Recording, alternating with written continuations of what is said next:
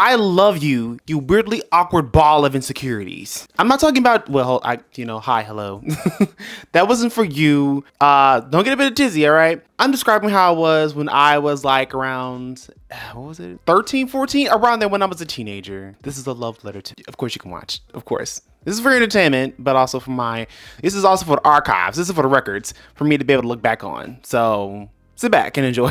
So let's begin. You're afraid of how you'll be perceived, and that stifles your actions. But your rebirth will be a glorious one in your freaking magnum opus. I was a nervous wreck for sure, absolutely, when I was younger. Oh, it was bad. So much so that I really think that it affected my nervous system. Like even to this very day, whenever I kind of get a little bit nervous, like maybe you get this too, but I get like a lot of tension here, and it's kind of hard for me to just relax and just, because again, back then I was very much afraid to be perceived by anyone, and how I perceived myself was not in the best way. I was thicker than a bowl of oatmeal and built like my grandma, I guess. It was a weird time for me. I was trying to understand every single thing, and it took a while.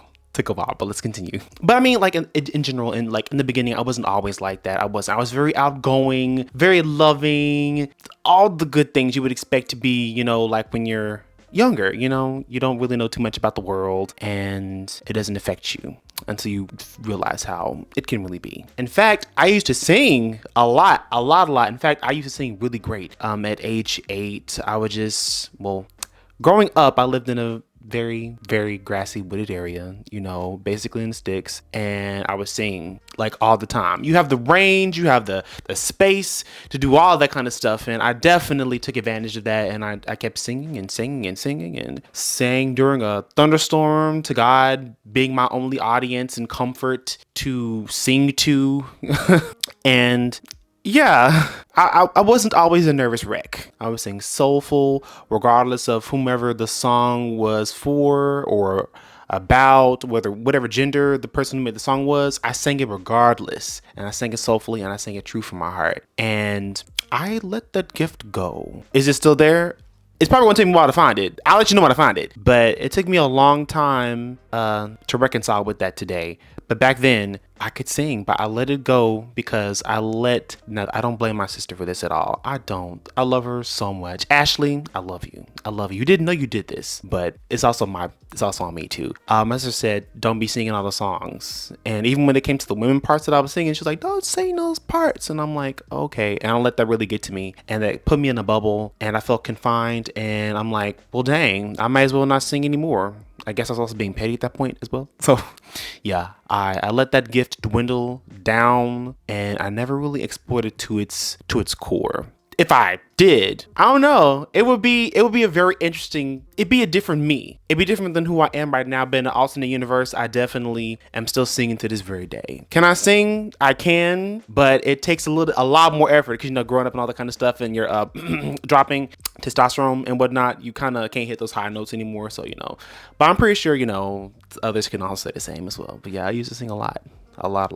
But I promise you, I will get that gift. I will give that gift back, and then I will hone it, and I will make it more. I definitely will. Yeah, work on it now. It's kind of difficult though, but not impossible. Also, love be to the brother that never came into existence. Yeah, and that I never got to meet because my mom had at the time she had miscarried. Yeah. Love be to the brother that I never got to meet and never came into existence. Never even got a name. I deeply love you from the bottom of my heart. I do. I really do. Even though I didn't get to meet you, you are still a part of my life and the family. Yeah. Very much true. But let's continue. Now, I guess I'll switch to third person real quick as talking to myself. Okay. You'll continue to grow strong, but also your inactions. Unfortunately, you'll grow from a runt to a linebacker. People are going to be thinking like, what in the world have been feeding you? At first, they're going to be like, what in the world are you not eating? And I'm like, I'm eating food. I ain't skipping meals, okay? I'm just bony, okay? And then next thing you know, around 10 to 11, 13, you're built like a linebacker now, okay? Deal with it. It's just how it is, all right? Yeah, blame grandma, grandpa, on dad's side. I don't know about mom's side because your granddaddy ain't your biological granddaddy. Speaking of linebackers, people are all going to be like, you should play football. You know how to play football. You do it pretty well. You know how to catch a ball. You know how to run it and all that kind of stuff. You have the energy and testosterone and body build to do it. But you better know, you know what? You can make the right decision and say no to all that because you care about your body a lot. And you know what happens to people who go professional? You could possibly get a concussion. And even though you have the capability of so much force and possible destruction, you have such kindness and love and consideration in your heart that it is just amazing. It is beautiful. It is brimming. It is a font that is endless. And you wish to just extend that and drown everyone in your love and your kindness. And that is beautiful. And also a very key component of you, and it is your strength from what I found. You're soft-hearted and you're a big teddy bear. Yeah. Built like a linebacker, but you have an incredibly soft heart. You really do. From raising so many little cats and dogs for years and years, from you having pet butterflies to pet rocks to you growing stuff and gardening. I don't know what to really make of you. You confound me in a lot of ways. You're a diamond in the rough. So much power, and yet you don't use it. And you won't use it for a lot of your life, the younger part of your life, for the most part. And with that light that you exude, many people are attracted to it, whether they be good people, dark people, or lustful people. And seeing as how you have this build, a lot of people will pursue you romantically from both genders. And you accept that you have fluidity within you, both your masculine and your feminine energy, and you embrace both later in your life, of course, but you come to understand it even while growing up that you are fluid in many ways, and you have a growing passion for humanity, and you wish to see the best from it, which is wonderful and good. So many good things can come from it. It's amazing the capability and the compassion and the depth that you have in your heart, and I appreciate that on so many levels. It's absolutely beautiful. Continue to grow it. Continue to make it even more beautiful until it shines, until you can save all those around you and destroy all of those who simply are ignorant and cannot be saved. It can be helped, but even though you do, and you will attract a lot of people to you and to your physique, you will really just brush them off. Incredibly so. Yeah. You're going to brush off a lot of people. It's mostly because you're kind of dense when it comes to that. Like, yeah, you're kind of dense. A lot of people throw a lot of hints at you, but you're like, It's nothing but good vibes, vibration, and hydration. Which is okay in its own right. You're too young to understand that people see you in that kind of way. Even your friends see you in that way as well. And luckily, you don't get tied down to that little place you're going to school at. Yeah. Luckily, you don't get tied down. And that's for the best. Thank God you didn't. That would have been some serious consequences if you got tied down in that little town. Oh my gosh. Even though you do pass through, even though you do, go to and from it occasionally, so, but yeah, thank God you didn't get tied down and that you won't. Jesus.